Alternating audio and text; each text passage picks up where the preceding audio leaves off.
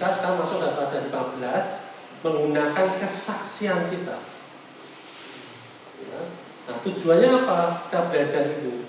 Tujuannya untuk kita mengerti pentingnya kesaksian pribadi dalam penginjilan. Jadi kita harus ngalami dulu nih. Kita ngalami yang kita ceritakan itu kesaksian tentang hidup kita. Ya. Kemudian apa? Kita mampu menyusun dan membagikan kesaksian pribadi. Yang ketiga, memahami bahwa setiap orang percaya punya cerita yang bernilai.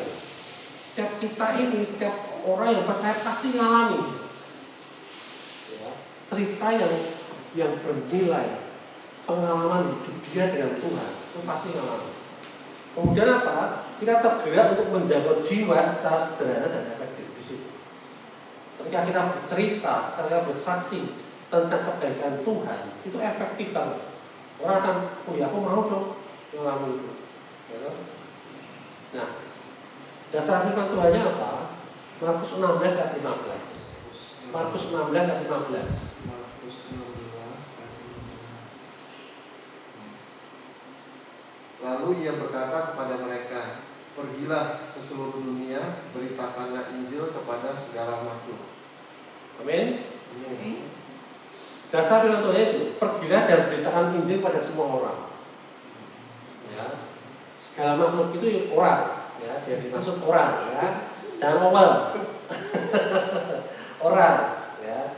Nah, kemudian tadi Markus 28 tadi jadikan semua bangsa muridku. Ya. Kisah para Rasul 5 ayat 42. Kisah para Rasul 5 ayat 42.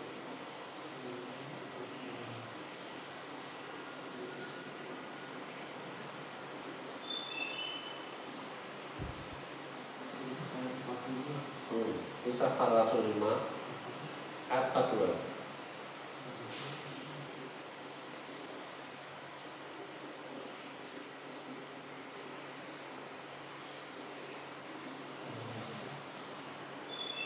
Dan setiap hari mereka melanjutkan pengajaran mereka di bait Allah dan di rumah-rumah orang dan memberitakan Injil tentang Yesus yang adalah Mesias. Amin. Mengajar dari rumah ke rumah. Ya, itu. Ya. Kemudian Roma 10 ayat 14 sampai 15.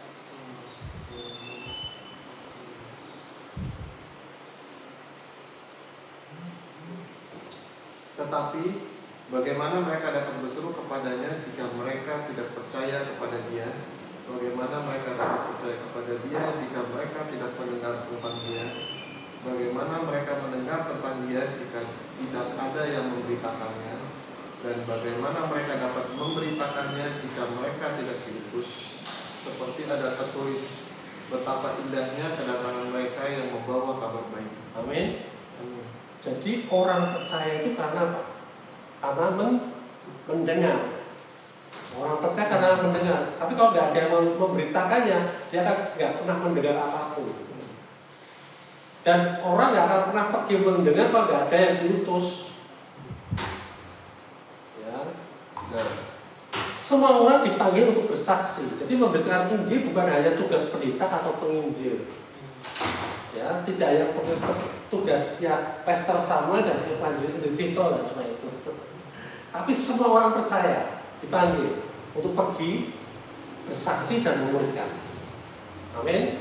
Jadi Injil bukan untuk disimpan untuk dia sendiri, disimpan baik-baik, rapi di rumah, ya kan? Sebenarnya aku tahu tentang Injil enggak.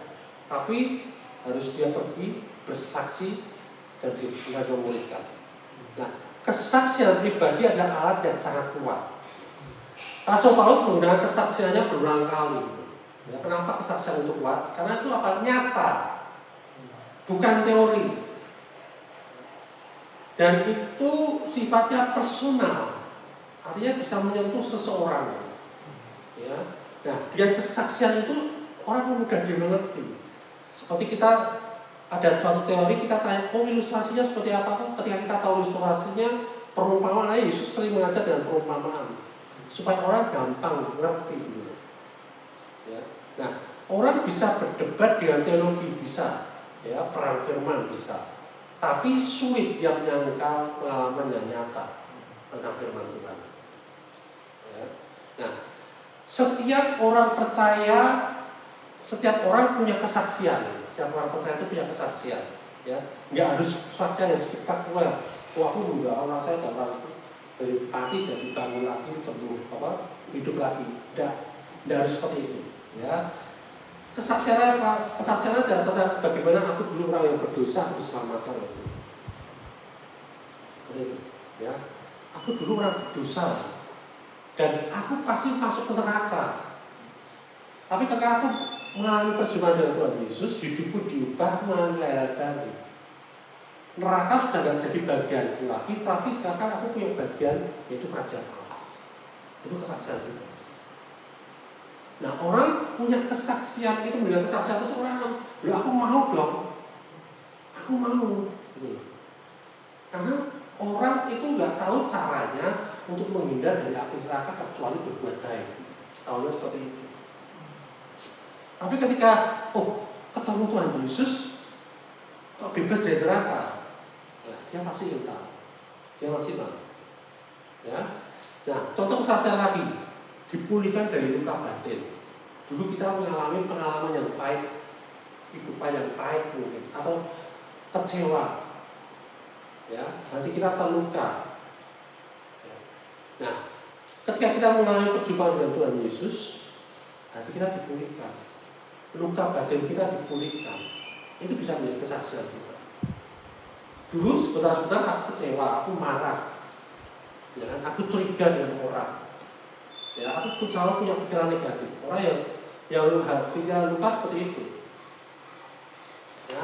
Tetapi ketika aku dipulihkan, ketemu dengan Tuhan, aku nggak bakal tersinggung sekarang. Aku santai. Ya. Aku bisa mengampuni orang yang dulu melukai aku. Nah, itu jadi kesaksian. Karena itu seperti penjara bagi orang yang tidak mengenal Tuhan. Hidupnya merasa di penjara, aku mau seperti ini kok nggak bisa ya. Gampangnya saya nggak bisa move. Di penjara, terpenjara di situ.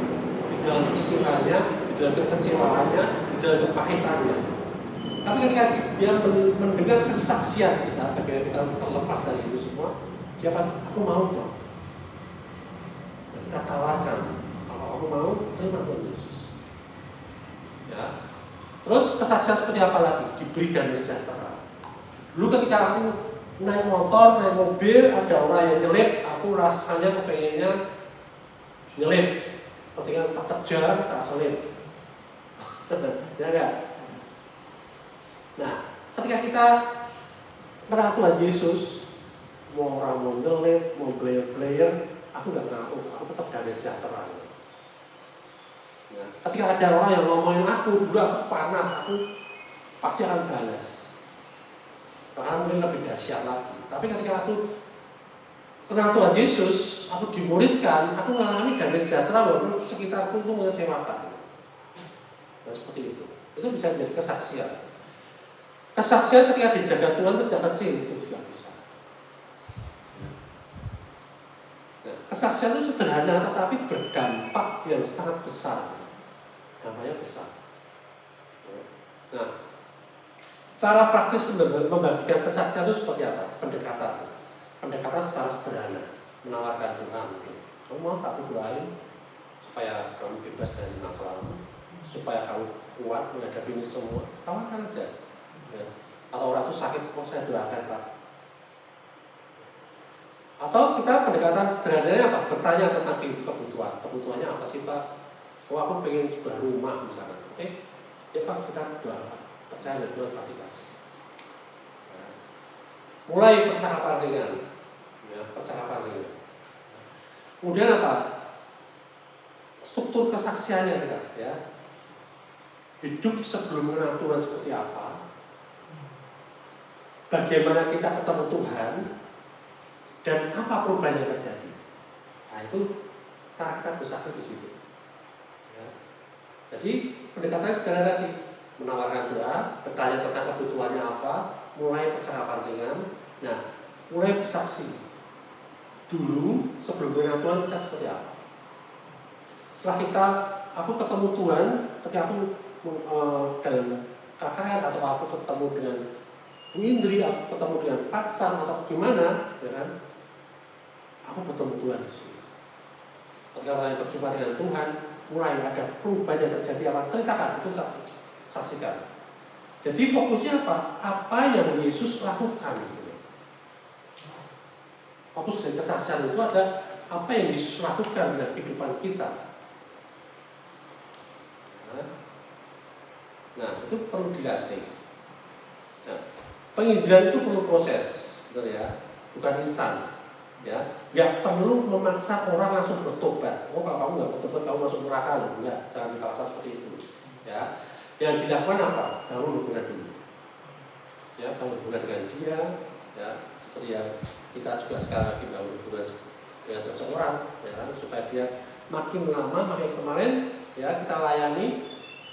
Sudah, minggu saja berdoa. Ada dia, ya, beda. Jadi bangun hubungan dulu. Kemudian ajarkan tentang firman. Iya, ada firmannya seperti ini. Nah, beri waktu Roh Kudus bekerja. Beri waktu Roh Kudus bekerja. Jadi pemuritan menghasilkan perubahan nyata dan bertahan lama. Itu pemuritan. Jadi firman Tuhan harus menjadi dasar. Kesaksian itu membuka hati, ya. Kesaksian kita akan membuka hati dia. Kemudian firman itu yang akan mengubah hidup dia. Jadi prinsipnya apa? Bacaan firman. Setelah dia membuka hati, bacaan firmannya, ajukan pertanyaan, ya. Biarkan orang itu menemukan kebenarannya sendiri. Jangan kita paksa. Nyalain boleh, diarahkan, diberikan petunjuk boleh. Ya. Nah, tapi keputusan akhir ya dia, jangan dipaksakan. Nah, tujuan akhir itu apa? Menjadi murid. Bukan hanya dia bertobat, percaya, oh selesai dibaptis, tugasku selesai Pak Sahabat. Tapi bertumbuh.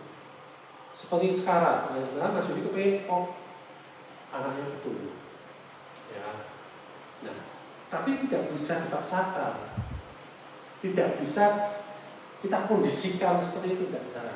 Ya. Harus mulai dari dirinya punya minat dulu. Caranya apa? Kita bersaksi tentang kehidupan kita. Bagaimana dulu kita bersaksi, nggak cuma kita hanya ngomong kok, tapi mereka akan melihat. Oh dulu seperti ini, sekarang firman Tuhan Yesus dimuridkan menjadi seperti ini. Nah, itu. Ya, jadi orang menjadi murid tujuannya apa? Dia bertumbuh. Dia mengikuti Yesus dan memuridkan orang lain. Seperti itu. Nah, jadi kita lihat alur keselamatannya seperti apa.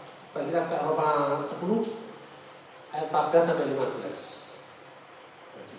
Ya, Roma 10 ayat 14 sampai 15 tadi. Ya. Tetapi bagaimana mereka dapat berseru padanya jika mereka tidak percaya pada dia?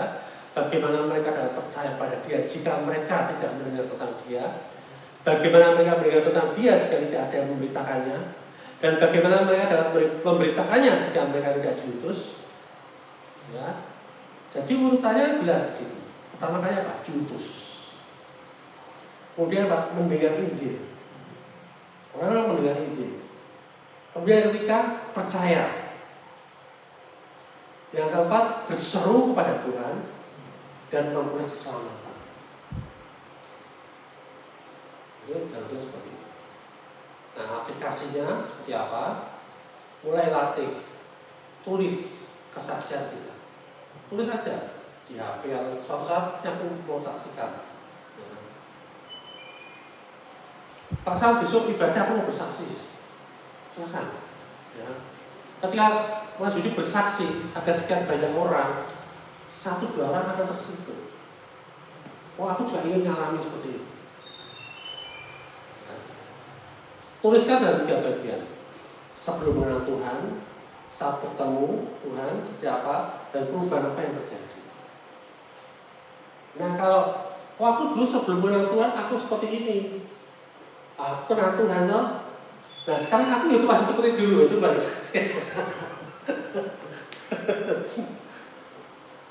harus seperti lagu, aku bukan seperti yang dulu. Nah, Latihan pertama seperti itu, ya, mulai dilatih. Latihan kedua apa?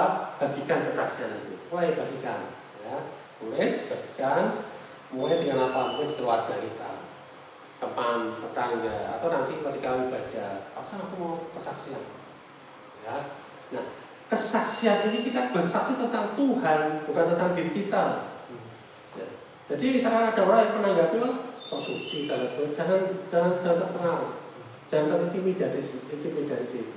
Karena apa? Kita sedang berbicara tentang Tuhan di dalam hidup kita. Amin. Ya. Nah, latihan ketiga yang kadang-kadang kita bisa lakukan apa? Kita keliling, kita touring. Ya, kita touring, ya, kita touring, ketemu orang, kalahkan Tuhan. Ya, kok dia jalannya agak meleng-meleng ya. Kamu mengalami apa? Saya kamu tak doain ya. Nah, terus apa dengarkan kebutuhannya apa? Mulai bagikan kesaksian tentang Tuhan. Ya, bukan doling, dua keliling, touring, kita hanya pakai profil itu jangan. Ya, kita harus touch person. Ya, datang enggak aku sama ini touring ke sawah, ke gunung, ada orang di situ lagi panen lombok, ya, kita datangin. Di situ kita ajak ngobrol. Diajak ke rumahnya, ayo. Ya, nanti kita disuruh berdoakan dia. Nah seperti itu, mulai dilatih di situ. Pertama, tulis, ya kan? Kalau ditulis berarti lupa. Strukturnya itu tadi, sebelum kenal Tuhan, saat ketemu Tuhan, perubahan apa yang terjadi. Kemudian bagikan kesaksian itu, terus latih. Ketika kita touring, dulu aku juga itu dilatih seperti itu. Di Malioboro, beberapa jemaat sama gembala kita sana ketemu orang, doakan mereka, injili mereka, ya, tanya apa kebutuhan mereka, minimal kamu sudah berdoa, ya, di situ. Kesimpulannya apa? Kesaksian pribadi adalah alat penginjilan yang sangat kuat. Ya, setiap orang percaya punya cerita yang bisa dipakai Tuhan. Nah, penginjilan bukan tentang metode yang hebat, tapi ketaatan yang sederhana. Yang keempat, pemulihan ada tujuan akhir, bukan hanya pertobatan. Amin. Ya, jadi pesan utamanya apa? Ceritakan apa yang Yesus sudah lakukan dalam hidupmu. Itu bisa mengubah hidup orang lain. Amin. Amin.